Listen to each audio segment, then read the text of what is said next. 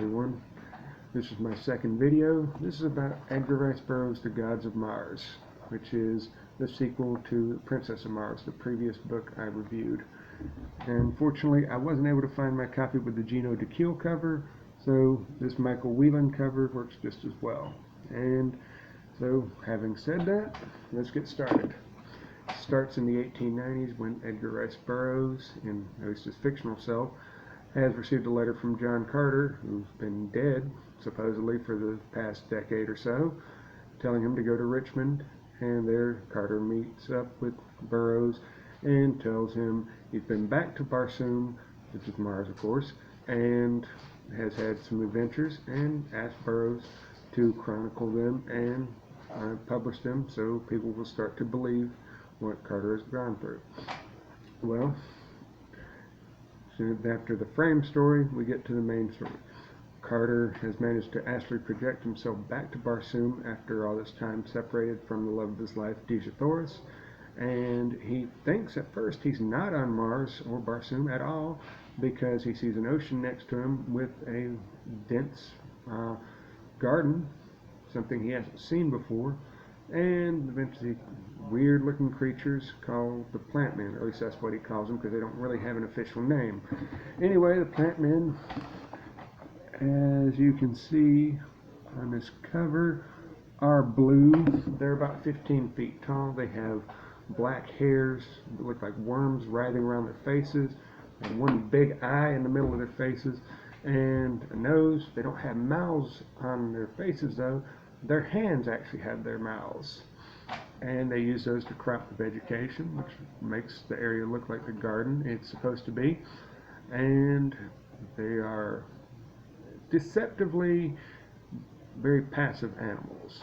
Suddenly Carter hears a wailing, and he goes to find out what it's all about, and finds the Green Men of Barsoom who've shown up. They are distinct to Barsoom, so now he knows he's on Barsoom.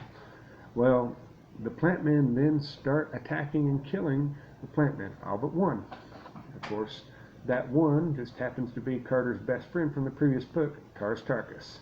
And we find out shortly thereafter, Carter has gone to what's supposed to be a Martian heaven, but actually is hell. Well, Carter and Tars Tarkas fight with these in a very intensely described battle where they're attacked by the Plant Men, and then later on, the White Apes of Barsoom, some of his major antagonists from the previous book, show up. So now, two fronts, the Plant Men and the White Apes are attacking them, and eventually they manage to escape inside a nearby cliff. Well, they're attacked by a third Barsoomian animal, the Bant, which is basically a 10-legged lion, and eventually Carter manages to get them out of that predicament by finding a secret door and coming across one of the two most interesting characters introduced into the story, Thuvia. Thuvia is a red Martian girl.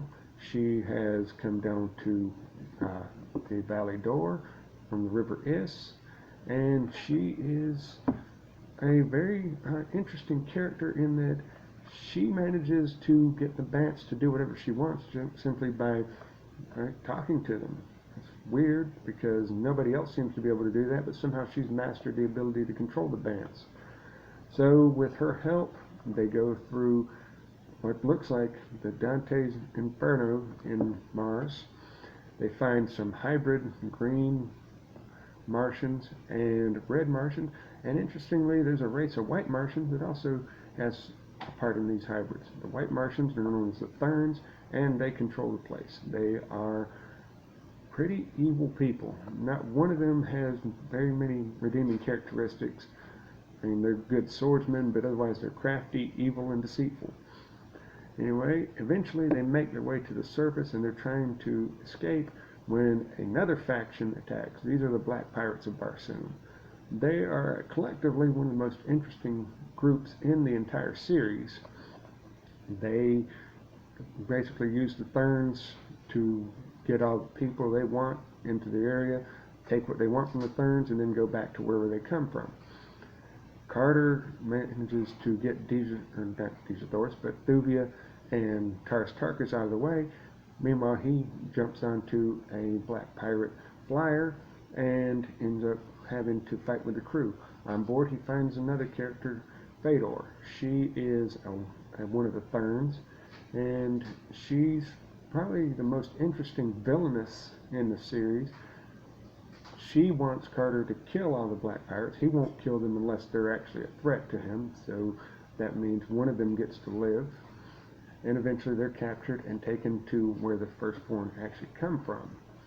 Well, there we find there's an interesting, I don't know, dichotomy to the Barsoomian religion, because the Therns trick the Red Martians into going to the Valley Door, and the Black Pirates, or as they call themselves, the Firstborn, trick the Therns into making a pilgrimage to their area, where they do to the Therns what the Therns do to the Red Martians. And on top of all this is the supreme Martian deity Issus. Well, Issus condemns Zodar, the black pirate who survived earlier, to be John Carter's slave because someone defeated him. That's not allowed. Nobody is allowed to defeat the firstborn, or the black pirates, however you want to call them. And if that does happen, it shows that the person who has lost is not sufficiently loyal to Issus and is a coward and should be punished accordingly. Well, of course, Zodar is the other interesting character introduced into the story, because he actually has thought maybe Issus isn't really the deity she pretends to be, and so he starts realizing that, hey, maybe things aren't the way we want them to be around here. Maybe people above us are just trying to use us for their own ends. And of course, he eventually aligns himself with John Carter. He's actually probably the most intelligent character in the book, because he knows how to get out of the firstborn area. I mean, because he has more familiarity with it than John Carter does. And of course, another Red Martian named Carthoris joins forces with John Carter. Of course, I won't reveal to you in this who Carthoris is, but the name should give it away as to what relation he is to John Carter. Well, they eventually escape. They go back to Helium, which is the city John Carter lives in. He thinks he's going to be reunited with Dejah Thoris. Unfortunately, that doesn't happen because a man named Zat Eris has taken over Helium, because Carlos Moores and Moores Kajak, the rulers of Helium, have gone searching for John Carter, and Dejah Thoris, because she thinks everybody around her is gone, has gone on the pilgrimage to the Valley Door, where of course we know what fate is planned for her. Well, this leads to a number of complications, and ultimately, after what is passed for an earthly year but not a Barsoomian year, that's key to the plot, John Carter manages to get out of Helium and go back to the area where the firstborn are, having learned Dejah Thoris is there. Well, that leads to a very powerfully described air battle with multiple factions: John Carter, Zat Eris, the Therns, and the firstborn all fighting. And then, of course, Carter managed to make his way into the firstborn stronghold under Mars. Well, he eventually comes across Issus, finds out she's put Fedor, Thuvia, and Dejah Thoris into a revolving prison where they will only have enough food to last them for half a year, although it rotates for a whole year. So unless they start cannibalizing each other, by the end of that year, they're all going to be dead. Well, this leads to the overthrow of Issus and the Barsoomian religion, but John Carter doesn't manage to get Dejah Thoris back at this point. Of course, Burroughs decides, hey, let's round it off with a trilogy, I guess. So that is the synopsis of the story. It's one of the most ambitious books Burroughs ever wrote.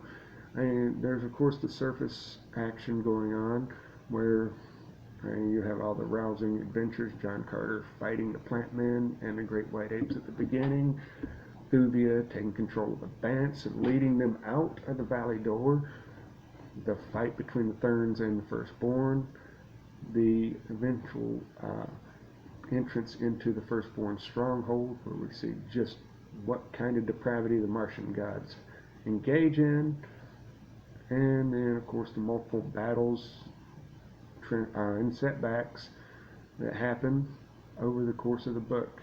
There's then the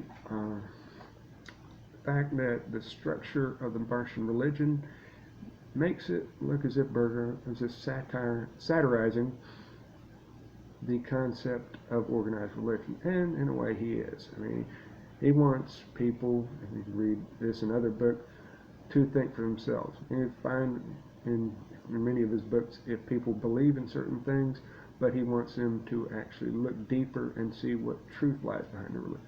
So that's probably the most interesting aspect of the story, and that's one of the reasons I deeply like the story, because it does have that undertone of individualism, intelligence, and generalized thoughtfulness going into it. That's something you don't see in a lot of books like this. Of course, the previous book is my favorite in the series, simply because it's first and does a great job of setting up the film. But this goes deeper into the story. You get more of a sense of how rich and vast Barsoom is as a world. It's really a fascinating creation by a first-rate author. I mean, you can criticize some of Burroughs' writing at some time, and indeed a lot of it is very purple and very much, in some ways, like overly descriptive, but still it works. He does a good job in telling his story. He creates some good characters. The world is rich and vast and very appealing, and of course very influential. And as I noted before, George Lucas, Frank Herbert, and others all took some inspiration from him.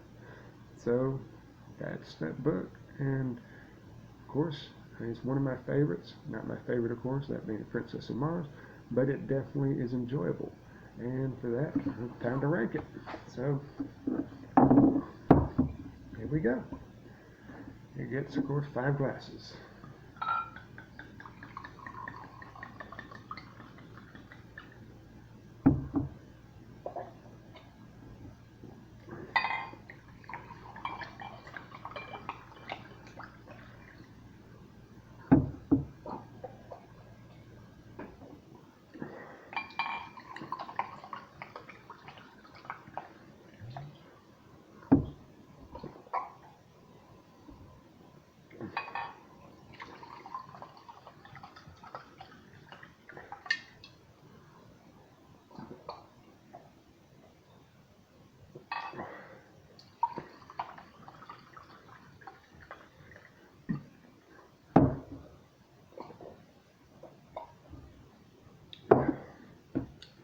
Thank y'all for watching.